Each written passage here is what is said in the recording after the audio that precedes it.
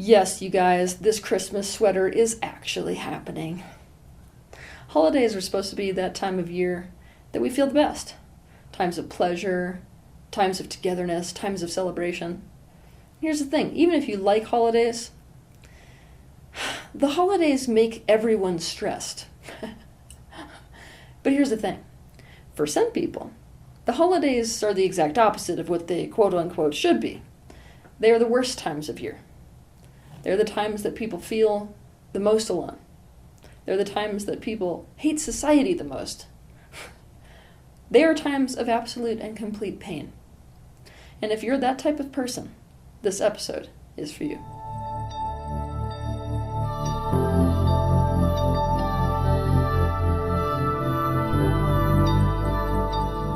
Today I'm not going to simply teach you from some transcendental objective perspective. I'm also going to teach you from personal experience. I was a person who absolutely hated holidays. So I was person number 2 in that scenario.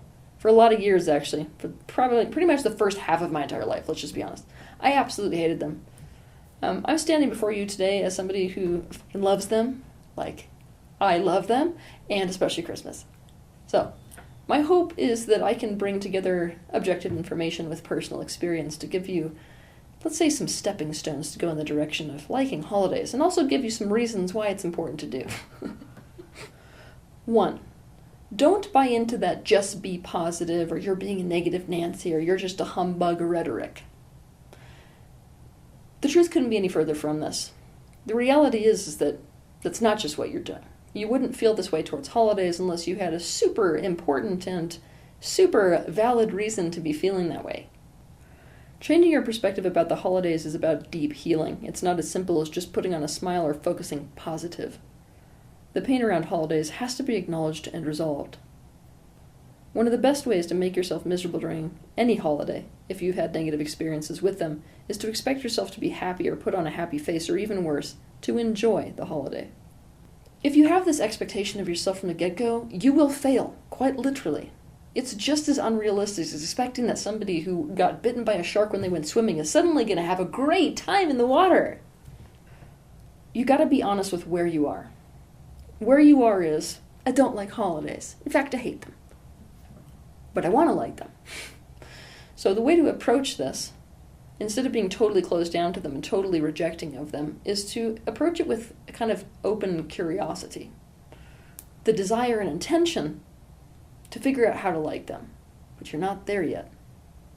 Essentially, what you're looking to do is not, I'm going to be positive and love this. It's, I'm open to looking at my relationship with holidays in a different way. 2, like I said on the last point, but we're about to go way deeper here, the pain around holidays has to be faced and resolved. I mean, it absolutely has to. Most of you, if you don't like holidays, are kind of hoping that one day magically your relationship to the holidays is going to just up and change. It's a super unrealistic expectation. These wounds around holidays are something that have to be directly worked with. You are not wrong to hate holidays. You have every reason to hate holidays. I mean, every reason in the entire universe. The question is, why do you hate them? What are those painful memories or painful expectations associated with them? How could you make those different or create the opposite experience this time? I've created a process to resolve this kind of pain. It's called the completion process. To use the completion process to resolve pain relative to the holidays, you just got to get yourself intentionally triggered around the concept of holidays. So that means, instead of avoiding the topic entirely, you're going to consciously think about what you hate about it. You're going to consciously think about those painful expectations. To the degree that you start to feel that rise or that peak in emotional resistance inside you. And you're going to use that pain and that resistance as the doorway to what is unresolved in the past. To learn how to do this process, pick up a copy of my book that is literally titled The Completion Process. Doing this process doesn't only create a kind of resolve for what is unresolved in the past, it also shows you what you need and needed. This is very powerful because it means you now have something to work towards. For example, on this holiday, I didn't feel a sense of togetherness. What I need on holidays is a sense of togetherness. From there, you can consciously start to meet those needs and make the holidays different. I know that many of you who hate the holidays are not particularly excited about the concept of prioritizing and focusing on resolving issues relative to holidays. I mean, you've basically been operating up to this point in a kind of, I'm just going to grin and bear it and get through it every year type of deal. But I don't know if you've noticed this. The entire year is littered with holidays. I mean, they're literally everywhere. So that means one thing. It means that you're going to have guaranteed pain. I don't know about you, but I got to a point in my life where I was like, that doesn't work for me. Life throws enough negative curveballs. What I don't need in my life is to have a guarantee of pain multiple times a year, every year for the rest of my life. Not resolving holiday pain means you have a guarantee that every year, multiple times a year, you're going to feel disappointed, be hurt again, resent other people, be the bad guy for ruining everyone else's cheery mood, and feel alienated and like you don't belong because everyone else seems to fit into society by loving the holidays and keeping up dumb traditions. Like I said, do you want to live with that guaranteed re-traumatization hanging over your head multiple times a year? 3. Stop justifying your hate for the holidays by using shadows of the holidays to justify that hate. People who have pain around the holidays don't want to face and resolve that vulnerability. We don't want to get close to vulnerability. So instead of really going to the personal pain involved in holidays that caused you to dislike it to begin with, you deflect all of it or find excuses to cover over it so that you don't have to look at that pain. You're justifying your hatred of the holidays by using those unconscious negative aspects of holidays as a cover. For example, Valentine's Day is just an excuse for card companies and candy companies to sell their products. It should be called Singles Awareness Day instead. Christmas is just a time for consumerism and destroying the world with plastic toys that kids play with for like 15 seconds. Besides, the only reason people even care about the homeless suddenly on Christmas is because they all want to feel good about themselves. So it's actually disgustingly egotistical. Thanksgiving is just some dumb day where we all overeat with people who annoy the hell out of us. I mean, we killed all the Native Americans, for God's sake. We shouldn't even be celebrating it. It's like a bitch slap to an entire culture. Screw birthdays. People are too self-centered anyways. They don't actually care. Plus, I don't need any more reminders of how freaking old I'm getting. You get the point. Here's the thing about all these things. You're right. You are right about every shadow you recognize in the holidays. Nobody's going to disprove you. There are completely crap sides to every holiday, and most people don't even recognize it. But focusing on these shadows is just a cover for personal pain, and I need you to recognize that. Otherwise, you would just discard what you disliked about the holidays, keep what you do like, or not really be that bothered. I need you to consider here that awareness is always two-sided. You've already proven that you're very good at noticing and recognizing the reality of the negative side of holidays. But are you perhaps blinded to the other side of awareness, which is the value inherent in holidays? That's not particularly aware either. Continuing to focus on all these holiday shadows will continue to motivate you to reject them instead of resolve your pain about them and learn to love them and celebrate them in the way that's uniquely right for you. 4. Stop being passive about your holiday experience.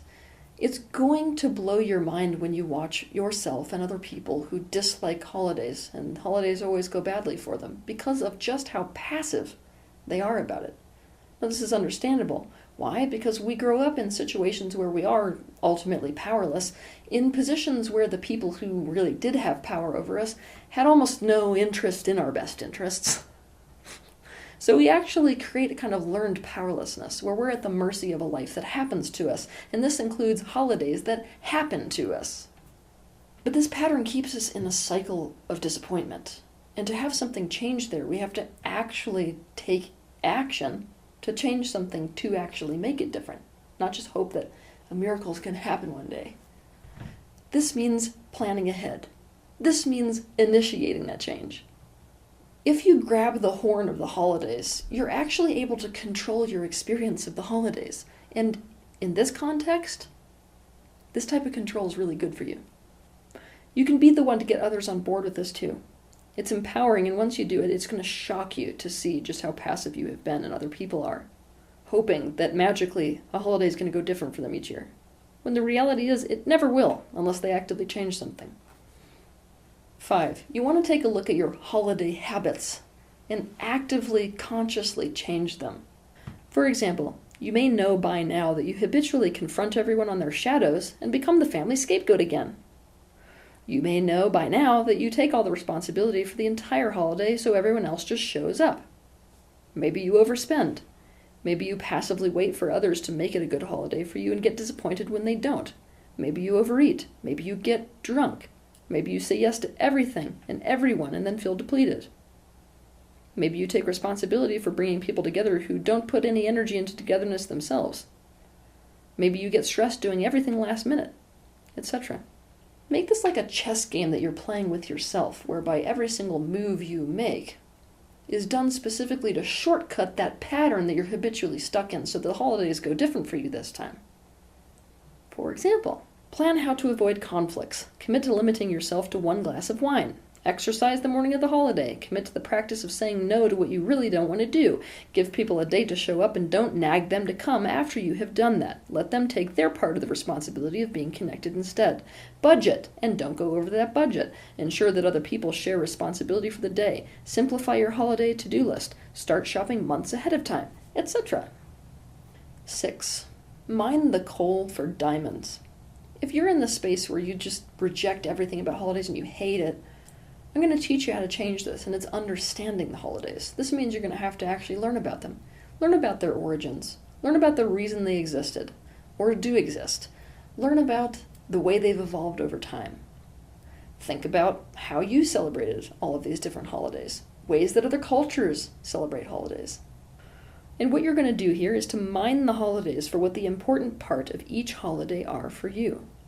What does spark joy? What is worth celebrating? What do you love? There is nothing wrong with keeping traditions that you do love, chucking traditions that you don't like, borrowing from other cultures. In fact, creating this kind of a cocktail is exactly how to make your holidays go nicely. For example, maybe you hate the tradition of the Thanksgiving turkey, but you love the idea of potluck-style feasts. Maybe don't spend the holidays with people who you know hurt you every year. Spend it with close friends instead. Consider it like mining through coal for the collection of diamonds inherent in each holiday. And having done this, you're going to move to the next step. 7.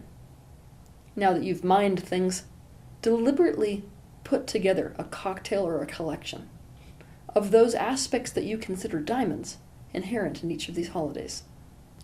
The worst thing you can do if you hate holidays is to just go through the motions because it's the way it's always been done. This means you're going to actively create those diamond experiences. Maybe you notice that you're the kind of person who waits every single year to see whether somebody is going to get you the right present for your birthday or plan the right activities. Maybe you're the kind of person who even tests people by not telling them it's your birthday to see who remembers, just to prove to yourself whether you're loved or not loved.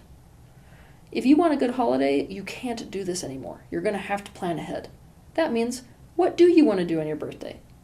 Like honestly, what is the very best day, and how can you take an active hand in actually literally creating that? 8. You got to get off the fence of obligation. Obligation is a state of sitting on the fence. What you're doing is not saying a full yes to something, but you're also not saying a full no to something. And when it comes to fragments within your own consciousness, what's actually happening here is that the aspect of you that feels it must do something is bulldozing the crap out of the part of you that doesn't want to. This is a form of self-betrayal.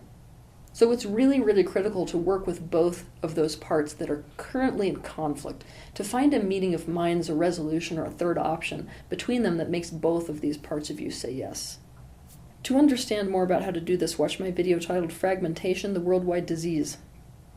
I'm also going to be doing a video super soon, specifically about parts work, so you can keep your eye out for that video as well.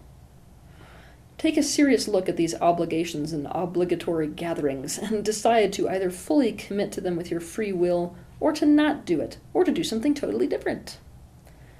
Living at the mercy of obligation is no kind of life. It will make for a terrible holiday. In fact, it might be interesting for you guys to know that the vibration of obligation is almost identical to the vibration of indebtedness. Yummy. So here's the thing. Why are you doing what you don't want to do? And why don't you want to do it? 9. Don't be afraid to celebrate holidays on different days than the actual holiday. Now, this point, it has the capacity to change your life. Let me tell you why. Your body is like a biological clock. You have body memory.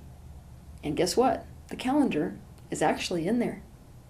So what happens is that your body and your biology are already set up to have horrible associations and expectations programmed into it relative to specific days.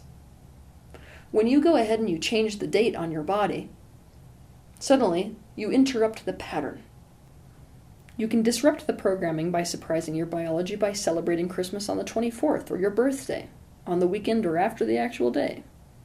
You have no association to those days, so you can build a new one. You're much more likely to be able to really enjoy it this way. Now, eventually, after a certain amount of time when there's no more trigger around that holiday, you can fluctuate with those dates a bit. You can go back to the original date, celebrating the holiday on the actual holiday, but you will have interrupted that pattern to a degree where it's no longer that the day itself is going to bring up all that body memory. Celebrating holidays on different days than the actual holiday also resolves a lot of issues with families. I'm going to just get this out of the way in the get-go. It's not my responsibility to tell you whether or not it's healthy to be around your family. That's an individual choice that every person must make. So it's in your camp whether or not it's really right for you to celebrate with your family, especially if they have abusive and dysfunctional patterns. However, if you have decided that you do want to commit to celebrating those holidays with your family, and yet you still know that every single year you can expect the exact same crap, and it's going to ruin your holiday, here's how changing the date will actually serve you. You can celebrate your holiday on a different day than the actual day, the day the rest of the family is celebrating it on. And on that day, you live up your holiday experience. You do everything you really want to do. Remember those diamonds? You do all the diamonds on that day. So you're already got it out of the way. Because it's already happened, you already got your experience, your family can't ruin your holiday, can they? So then, when you show up to the actual holiday experience, you're showing up with an attitude of, I know what I'm getting into, it's just another day that I'm doing something like this, and I'm going to show up to give them the holiday they want. That shift in perspective that takes place just as a result of changing the day that you yourself are celebrating holidays on changes the entire dynamic with your family. I've seen it happen multiple times. Let's say that you've decided you've got a dysfunctional family and those family members or people that you spend holidays with make the holiday hell for you, and yet you're still committed. You're going to have to accept they're never going to change. Those people in your life that ruin the holidays for you and that continue to do things you don't like, if they haven't changed by now, especially if you've brought it up to them and given them ample opportunity to find a meeting of minds with you and they're still not picking you up on it, you have got to swallow. It's not going to change. You will actually be surprised how much accepting this is going to do away with the amount of resistance you're in and therefore pain you're in relative to these people and your holidays. Now, acceptance is something most people don't understand because acceptance is confused with approval. No, I'm not asking you to like this. I'm not asking you to condone it. You're not going to be like, become okay with the fact that your grandpa always makes sarcastic remarks that insult you. And what I'm saying is acceptance is to swallow the validity of something. I don't like the fact that Hiroshima happened, and yet it happened. Can I accept that it happened, and so I'm not in constant resistance to the fact that it happened? That's the type of acceptance that I'm talking about. What doing this does is it makes it so that you're no longer disappointed every year, hoping that someday Grandpa's going to wake up and not make those comments. You're disappointed and miserable every year wanting it to be different, and it's never going to be. Separate your needs around the holidays from your need for them to be the one that meets those needs. After all, let's be honest, you've never been able to control them up to this point, have you? The expectation that magically one day it will be different is one of the biggest ways to hurt yourself. Your resistance to the way they are makes sense, but it isn't going to make them change. It's only going to leave you chronically hurt.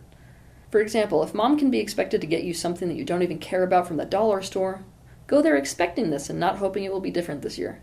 If dad can be expected to interrogate you about what not up to par things you're doing with your life, surround yourself with people who see the value in what you're doing and go there prepared with answers to give him beforehand. 11. This is a big one. I want you to focus a lot more on the holiday experience you're going to give other people than the holiday experience you're going to get from them. When we have trauma around the holidays, let's just be honest, it's mostly about what we didn't get. It's about the things that happened, but it's actually mostly about the things that didn't. So what's happening when we have all these little children with these unmet needs inside us around the holidays is that we run around in a really self-centered attitude of, how am I going to get this need met? How are you going to meet it? Now this causes us to slip into a pretty interesting energy. It makes us slip into the unconscious energy of expecting and taking from others and being disappointed by other people. This point of being able to flip your orientation towards what holiday experience you're going to give others is actually what turns most holiday haters into holiday lovers the minute they have children. But you don't have to actually have children to consciously reorient yourself towards that giving type of energy rather than receiving type of energy. It feels amazing to actively create enjoyment in other people's lives. I'm going to give you some examples. Throw them a party. Take them to see the lights. Surprise them with a great gift. Bake them something. Write them a letter. Volunteer for a charity. Make a child's Christmas wish come true. Organize a get-together. Offer them a holiday experience from another culture they've never tried. Sometimes people ask me what really changed my attitude, for the most part, around holidays. And besides me deciding that I was done being passive, what it really was is that I had this one year in my early 20s where I was sick of hating the holidays, and so I started making homemade candies, like caramels and buttermints and rum cakes for every single one of my neighbors. And while it was true that I had one or two of them look at me like I was trying to poison them, I mean, after all, this is the modern era where it's like, why the hell are you trying to feed me something? But for the most part, when I walked up to these doorsteps, instantaneously, people were like, oh my God, you want to come in for something? It was like an instantaneous connection. And up until that point, I had never even believed that I was possible of inspiring someone to connect with me in the first place. So basically, it was then that I really experienced the opposite of being victimized by holidays. I could be the change I wanted to see in the world relative to them. And watching their faces light up was infinitely more empowering and felt better than any present anyone could give me. It was also profoundly healing to offer the holiday experiences I never got to have to other people. 12. Many people experience extreme pain on the holidays because of loved ones that they have lost, especially when those loved ones are lost on the holidays themselves. Now, there is no way to get around the fact that the absence of loved ones on holidays is painful.